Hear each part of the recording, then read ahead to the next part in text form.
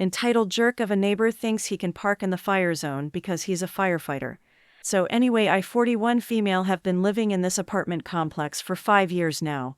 I had some ongoing issues recently with a neighbor who is, not to sound unlady like an entitled jerk, he blasts music when he is home and smokes. I can smell it in the stairway.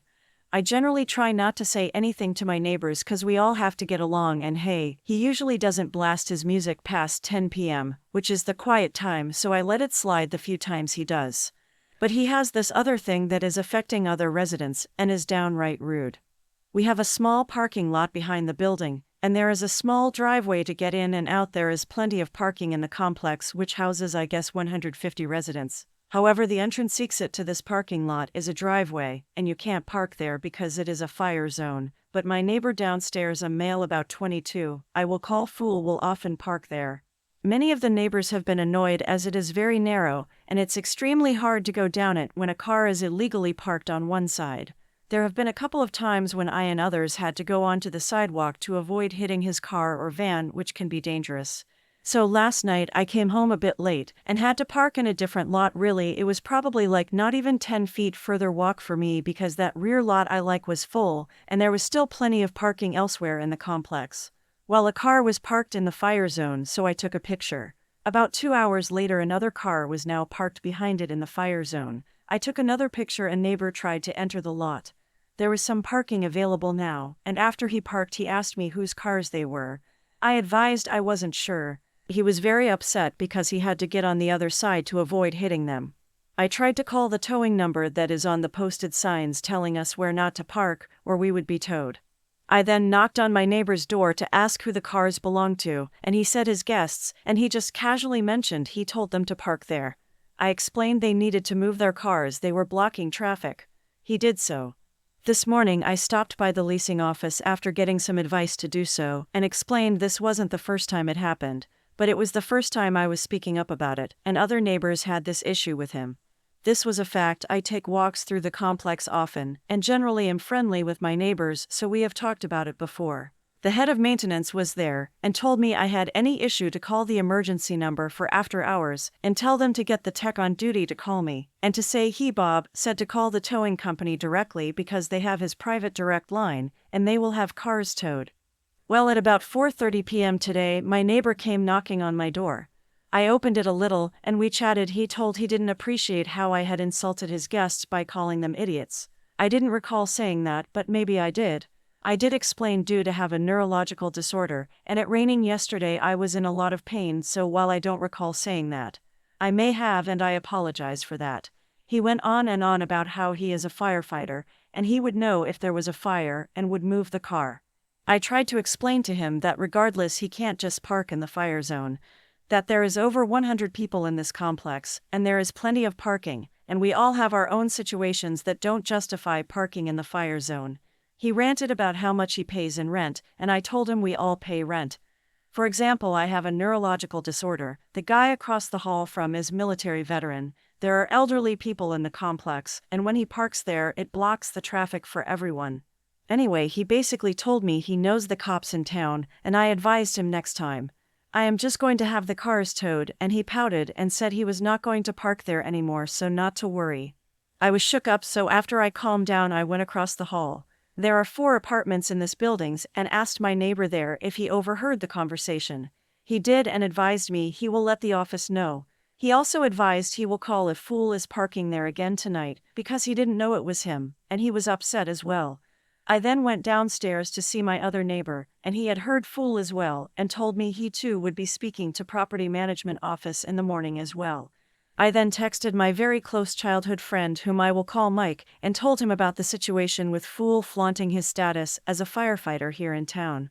Mike was my senior prom date.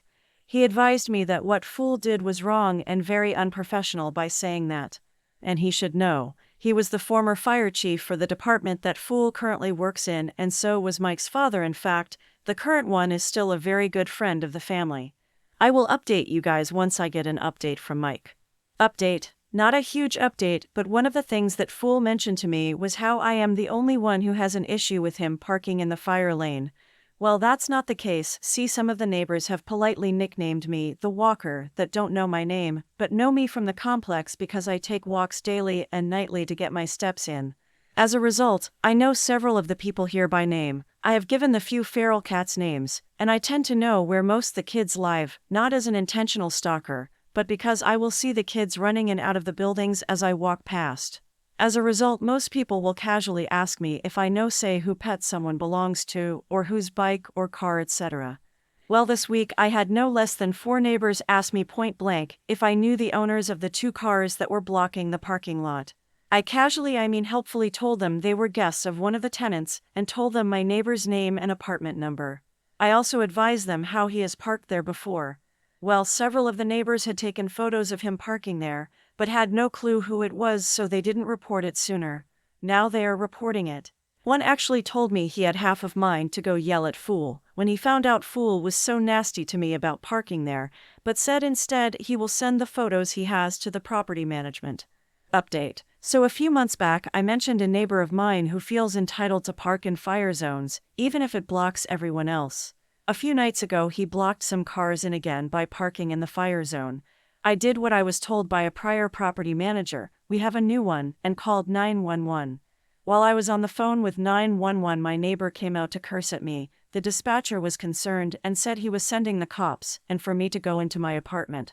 While I was walking back to my apartment, he came out of his, and he and his girlfriend started yelling and spitting at me. I recorded it, but when I later showed it to the police, they said it was not him harassing me because I responded back. It was an argument. I reached out to property manager, who basically told me that I was the problem. I told him other neighbors had mentioned to me that have called the office to complain about parking violators, but nothing gets done. He said that was a lie.